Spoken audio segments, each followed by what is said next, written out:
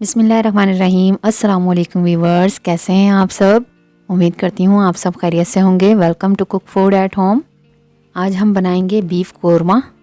बहुत ही delicious restaurant style, देगी स्टाइल आप इसको कह लें। दानेदार बादामी कोरमा, शादियों वाला कोरमा बहुत ही मज़े का बनता है, बहुत ही टेस्टी। बिल्कुल प्रोफेशनल रेसिपी मैं आपके साथ शेयर करने जा रही हूँ। आप इस रेसिपी से कोरमे को बनाइएगा, इंशाल्लाह आपको बहुत पसंद आएगा। अगर रेसिपी अच्छी लगा करे तो प्लीज़ वीडियो को ज़रूर लाइक किया करें। इससे हमें मोटिवेशन मिलता है कि हम आपके लिए नई नई रेसिपीज़ लेकर आएँ। और अगर आपने अभी तक हमारे चैनल को सब्सक्राइब नहीं किया तो प्लीज़ चैनल को ज़रूर सब्सक्राइब करें और बेल के आइकन को प्रेस करें ताकि आपको आने वाली हर नई रेसिपीज़ की अपडेट सबसे पहले मिल सके। तो चलिए रेसिपी स्टार्ट करते हैं। जो आपके साथ टिप्स शेयर करूँ तो प्लीज़ उसको फॉलो कीजिएगा और इसी स्टाइल से बनाइएगा। इंशाल्लाह आपका कोरमा बहुत मज़ेदार बनेगा। तो चलिए रेसिपी स्टार्ट करते हैं। एक पैन ले लिया है, ऑयल शामिल करेंगे इसमें हाफ कप। आप इसको घी में भी बना सकते हैं, कोरमे में ऑयल ज़्यादा अच्छा लगता है। प्याज ली है 250 ग्राम यानी 1 पाव। इसको मैंने बारीक स्लाइसेस में काट लिया है। फ्राई करने के लिए जिस तरह काटी जाती है प्याज, इस तरह काटा है बारीक। ज़्यादा मोटी प्याज ना काटें वरना वो अच्छे तरीके से फ्राई नहीं होती। और ऑयल को अभी हमने गरम नहीं किया है, हम ठंडे ऑयल में ही प्याज शामिल करेंगे। इससे प्याज बहुत क्रिस्पी और बहुत अच्छी फ्राई होती है। तो अब हम फ्लेम ऑन कर लेंगे और इसको मिक्स करेंगे और थोड़ा सा फ्लेम को हाई करके प्याज को एक अच्छा सा कलर आने देंगे। प्याज को आप मुसलसल चलाते रहें, क्योंकि अगर आप प्याज को चलाएंगे नहीं तो साइडों में जो प्याज होती है कॉर्नर्स पे वो जल जाती है या उस पर कलर आ जाता है और बीच में से जो प्याज है वो वाइट ही रह जाती है। प्याज सही तरीके से गोल्डन नहीं हो पाती, आधी कच्ची रह जाती है और आधी कलरफुल हो जाती है। तो हम मुसलसल इसको प्याज को चलाते रहेंगे हाई फ्लेम पे पहले।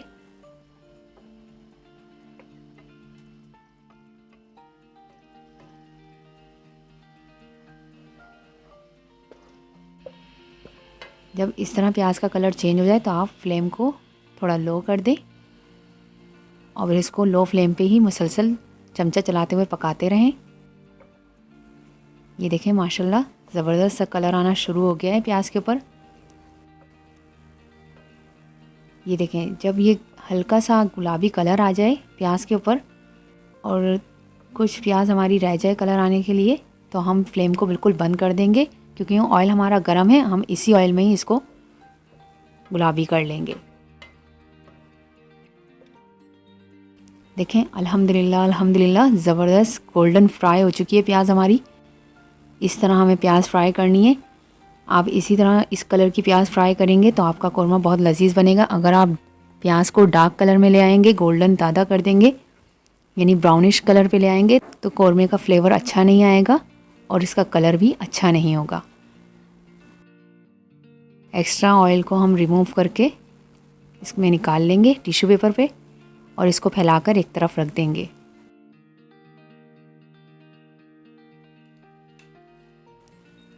जिसमें हमने प्याज फ्राई की थी इसी ऑयल में हम गोश्त शामिल करेंगे। बीफ लिया है हाफ केजी, बगैर हड्डी का गोश्त लिया है मैंने। आप हड्डी वाला गोश्त भी ले सकते हैं। आप इस रेसिपी से चिकन और मटन में भी इस कोरमे को तैयार कर सकते हैं।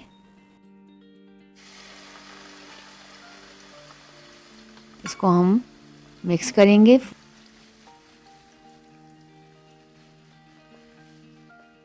अब इसको हम कवर कर देंगे, मीडियम फ्लेम करके हम इसको पकने देंगे जब तक इसका पानी खुश्क नहीं हो जाता। देखें 7 से 8 मिनट लगे, बीफ का पानी खुश्क हो चुका है और माशाल्लाह ज़बरदस्त फ्राई हो चुका है ये। अगर बीफ को आप इस तरह ऑयल में पकाएंगे तो इस तरह इसकी स्मेल, रॉ स्मेल जो होती है हीक, वो ख़त्म हो जाती है। अब हम इसमें लहसुन अदरक का पेस्ट डालेंगे 1 टेबल स्पून भर के। इसको हम मिक्स करके पकाएंगे 1 से 1.5 मिनट।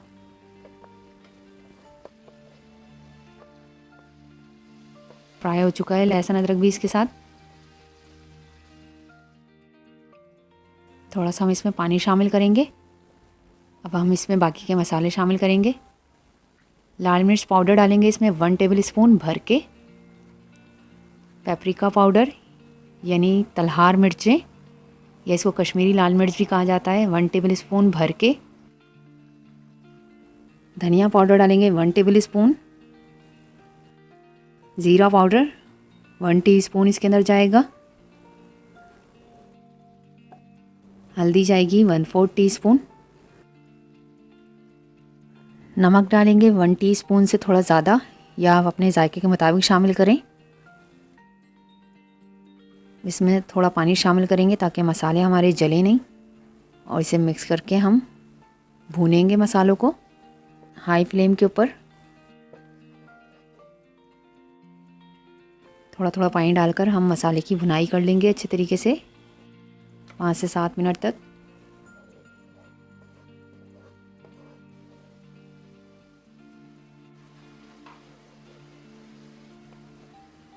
ये देखें, थोड़ा थोड़ा पानी डाल के मैंने मसाला भून लिया है। मसाला अच्छे तरीके से भून चुका है। अब हम इसमें पानी शामिल करेंगे कुकिंग के हिसाब से।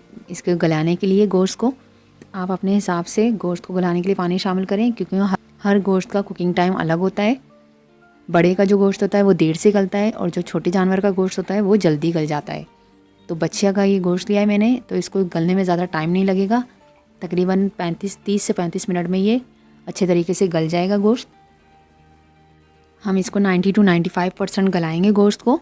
तो ये मैंने पानी शामिल कर दिया है 2 गिलास। इसमें खड़े गरम मसाले जाएंगे। तेज़पात लिए हैं 2 अदद, लौंगे लिए हैं 4 अदद, काली मिर्चें ली हैं 10 से 12 अदद, हरी इलायची ली है छोटी इलायची यानी 2 अदद, एक बड़ी इलायची जाएगी इसमें, और एक दालचीनी का टुकड़ा। ये हम इसमें शामिल कर देंगे। इसे मिक्स कर लेंगे, और अब इसे ढककर हम स्लो फ्लेम पर इतनी देर पकाएंगे जब तक हमारा गोश्त गल नहीं जाता 90 to 95%।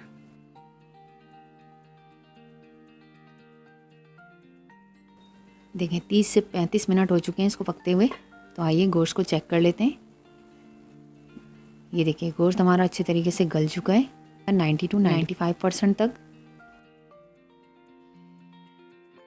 जो इसमें पीस कर खड़े गरम मसाले शामिल करेंगे वो ये हैं, आप देख लीजिए। इनको हम पीस कर शामिल करेंगे इसके अंदर। बादाम लिए हैं 5 अदद, काजू लिए हैं 5 अदद। अगर आपके पास काजू नहीं है तो आप इसकी जगह 10 बादाम कर लीजिएगा। 15 से 20 अदद ये काली मिर्च के दाने हैं।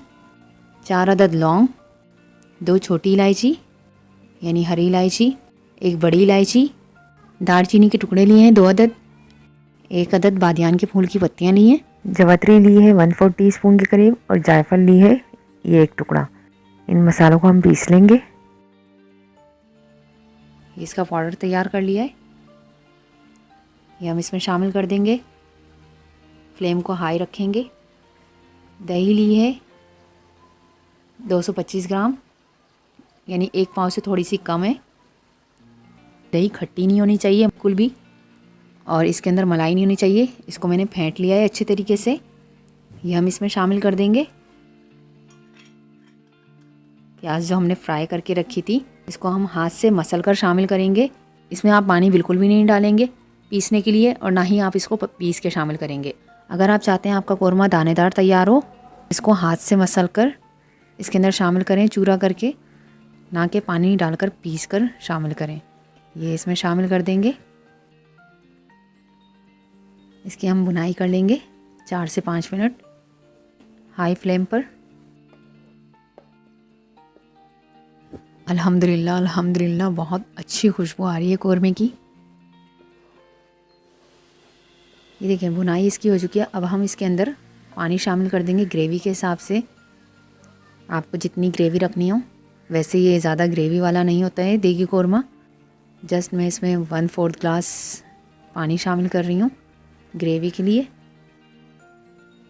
अब इसके अंदर ये केवड़ा वाटर डालूँगी मैं, फ्यू ड्रॉप्स, 2 से 3 कतरे आपने डालने हैं, ज़्यादा नहीं डालना वरना आपके कौरमे का जायका ख़राब हो जाएगा। 7 अदद बादाम लिए हैं, इसको मैंने भिगोकर छील लिया था, छिलके मैंने इसको उतार दिए हैं। ये इसमें शामिल करेंगे। अदरक 1.5 इंच का टुकड़ा लिया था, इसको मैंने जूलियन कट कर लिया है।